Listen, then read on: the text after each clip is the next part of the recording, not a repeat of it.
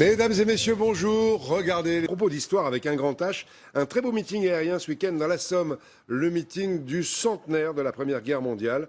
Et on a revu à cette occasion les tout premiers avions de chasse de l'histoire. François Ouasson, Soufiane Yassine.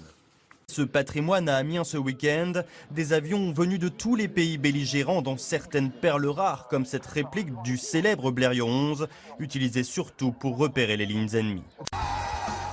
Bientôt les commémorations de la Première Guerre mondiale. Il y aura des cérémonies d'hommage aux victimes, bien sûr, mais aussi des festivités. Un club de passionnés du Pas-de-Calais est en train de réaliser des répliques.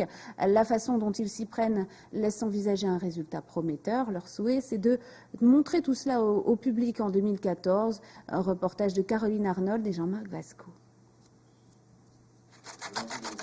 Ils façonnent le bois, pièce après pièce. Les ailes, le fuselage, un travail de patience et de passion pour ces amateurs d'aéromodélisme. C'est pas n'importe quel avion, c'est le Newport 28 qui est arrivé en fin de guerre 14-18. C'est un avion américain.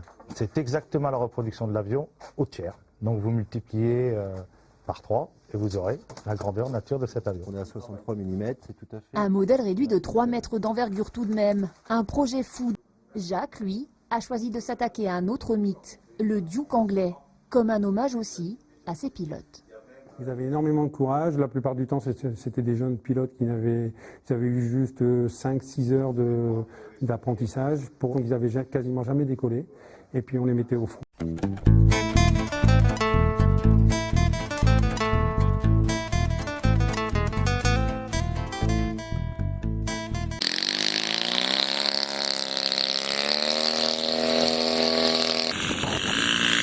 C'est bon.